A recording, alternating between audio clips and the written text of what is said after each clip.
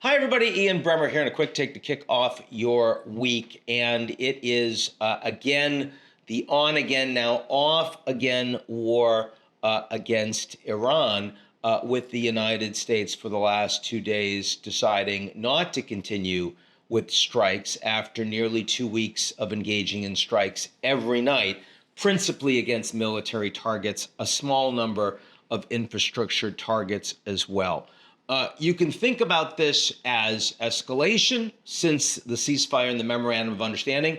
You can also think about this as hesitation, reluctance, and constraint. So let's look at both of those angles. First, the restraint. Lots of talk about how the Iranians are going to face extraordinary consequences. They're going to be bombed to oblivion. You're going to take out their infrastructure. And yet, what we're seeing principally is a United States that is very reluctant to use their ground forces to take over Iran's oil, to destroy large amounts of their infrastructure, which the Americans are very capable of doing, much more powerful military, but they also understand that the impact that would have when the Iranians retaliate in the Gulf against U.S. military capabilities and against American allies in the Gulf, something the Americans are unwilling to tolerate. So there's a big and consistent message here, despite the fact that Bibi Netanyahu wants to continue this war and the Israeli prime minister is on his way to the U.S. right now. Despite all of that, there's a lot of restraint coming from the American side. On the other hand, we had a memorandum of understanding that both sides agreed to. We had a ceasefire, and we don't anymore.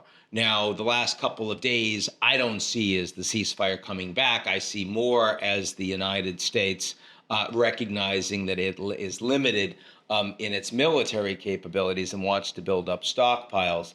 But certainly, we still have a blockade.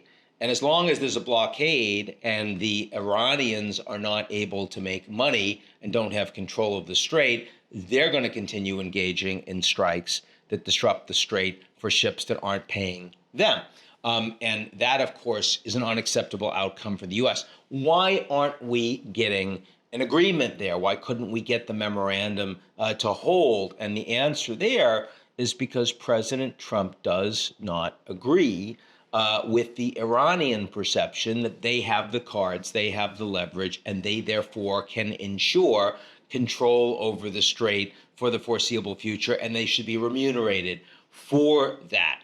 This is very different from the way that Trump handled the trade war with China, where Trump hit a weaker Chinese economy, expected that they were going to capitulate and bow down to American demands. That didn't happen. They hit the Americans back hard. And ever since then, Trump said, okay, Xi's my friend. I'm going to work closely with him. I'm going to give him what he needs on things like Taiwan and Hong Kong, South China Sea, things that are really important to the Chinese. I want to ensure we have a stable relationship, even if people inside my own administration, Republicans in Congress, oppose it. This is what I'm going to do.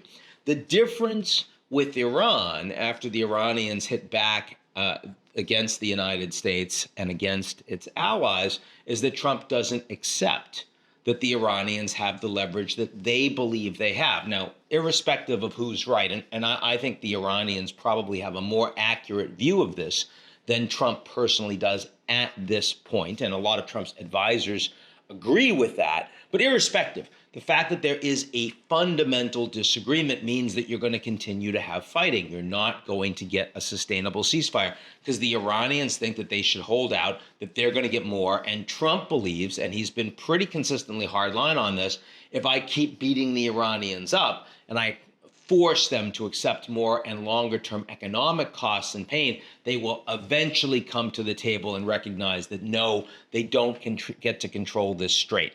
And as long as that gap in understanding of who has the cards, who has the leverage persists, we're going to continue to have fighting over the strait. We're going to continue to have big disruptions with energy not getting through, other shipments not getting through, and the economic costs will become more and more substantial. Now, Trump, in his conversations with his own advisors, has been saying he's prepared to take pain.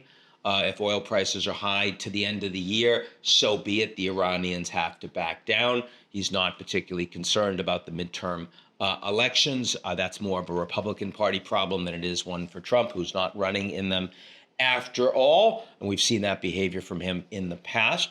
And that ultimately he's willing to continue to hit. And so as long as there's more military capabilities coming down the pike, as there will be, that you're going to continue to have a U.S. fight against Iran. Now, that's pretty bad news for those around the world that want the inflation down, that are concerned about a potential global recession, that certainly want to get all of these waterways reopened. What about the Houthis? Here, I'm a little bit less pessimistic.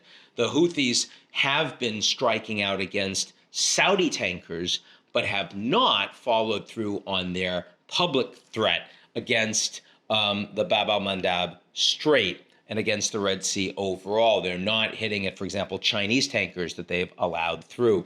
And here, what seems clear is that the Houthis do not see themselves as just operating as Iranian proxy. They see themselves as in a better position vis-a-vis the Saudis, and they want more money. So if they hit the Saudis directly and they throw some shots at Yanbu, drones that they knew Yanbu was well defended, but it's a warning shot. We can hit you harder. We can overwhelm it if you're not going to pay us more money.